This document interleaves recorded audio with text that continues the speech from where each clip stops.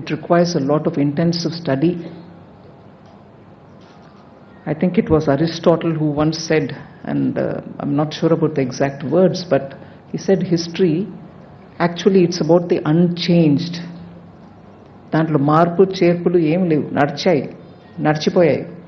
ఆ నడిచిపోయిన విషయాన్ని గురించి రాయడం అనేది, that is why you also have people who say history is normally written by the విక్టర్స్.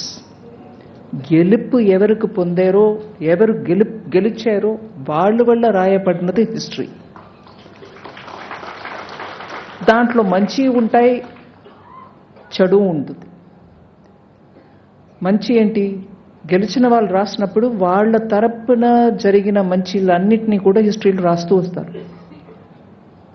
కానీ అన్చేంజ్డ్ అది. Aristotle unchanged. It remains there. It is unchanged. Nobody can change it. What happened, happened. But దాన్ని రాస్తున్నవాడు గెలిచిన వాడైతే he writes it in one glorious way. But there are others who are not part of the victorious. వాళ్ళని different లాంగ్వేజెస్లో, వాళ్ళ different ఇంటర్ప్రిటేషన్లో హిస్టరీని రాస్తారు. దాన్ని తరతరాలుగా చెప్తారు. Subaltern history అంటారు, ఇంటర్ప్రిటేటివ్ డిఫరెన్స్ అంటారు. సో హిస్టరీ బుక్ రాయడం అనేది చాలా కఠినమైన exercise. It cannot receive ready acceptance by everybody. So majority history రాసేవాళ్ళు చాలా సంకోచించి రాస్తారు. కొన్ని అంశాలు రాస్తారు, అన్ని అంశాలు రాయరు. కానీ అక్కడ కూర్చున్నప్పటికీ నాకు అనిపించింది, the title of the book is it's a glimpse of world history. Glimpse అనేది ఎందుకు చెప్తున్నారంటే, ఇంత ఉన్న హిస్టరీని వారు చెప్పినట్టు ఒక 300 odd పేజెస్లో కండెన్స్ చేసి రాసినప్పుడు it becomes only picture, small picture. So it's a glimpse. కానీ వారు మాట్లాడుతున్నప్పుడే వారు ఎంత ఇన్వాల్వ్డ్ అయిపోయి, టోటలీ దాంట్లో నిమగ్నం అయిపోయి, ఎక్స్పాన్సివ్గా హిస్టరీని రాయతలుచుకొని దాంట్లో ఉన్న ఎస్సెన్స్ని మాత్రం 360 odd పేజెస్లో రాశారు. బట్ వారు మాట్లాడుతున్నప్పుడు మనకు స్పష్టంగా తెలుస్తుంది ఎంత involved, he soaked himself in it. మంచిగా నాని తేలి బయట వచ్చి రాశారు book. At the same time వారు మాట్లాడుతున్నప్పుడు చాలా విషయాలు వారు చెప్తున్నప్పుడు వారు క్యారెక్టర్ ట్రైట్స్ కూడా బయట వస్తున్నాయి. హౌ సింపుల్, లూసిడ్, ఇలా క్రిస్టల్ లైక్ స్పష్టంగా నాకు అర్థమైంది, నేను రాస్తున్నాను అనే టైప్లో. So I find this a very interesting combination in that individual who had a very long stint in politics.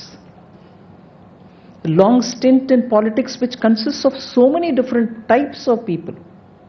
అందరూ వారిలాగా లేరు.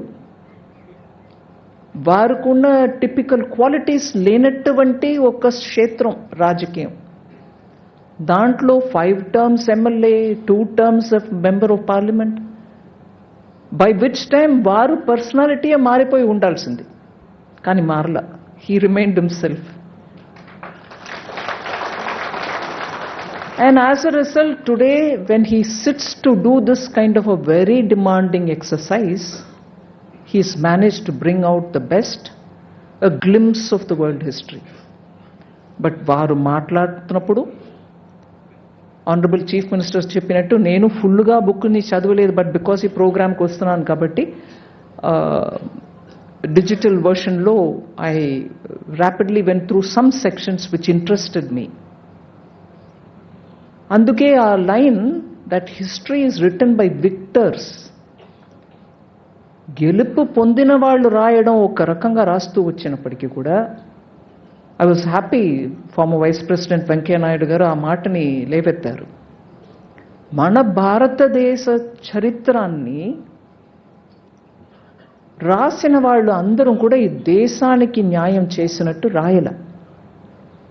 నేను పాపులర్గా మనం ఇప్పుడు వాడే పుస్తకాల గురించి చెప్తున్నాను, బట్ ఒక్కొక్క రీజన్లో వాళ్ళ ఎక్స్పర్ట్స్ రాసిన పుస్తకాల్లో మంచి న్యాయంగా బాగా రాశారు. హిస్టరీ ఆఫ్ సౌత్ ఇండియా రాసిన వాళ్ళు మంచి పుస్తకాలు రాశారు. But that is not what is popularly available.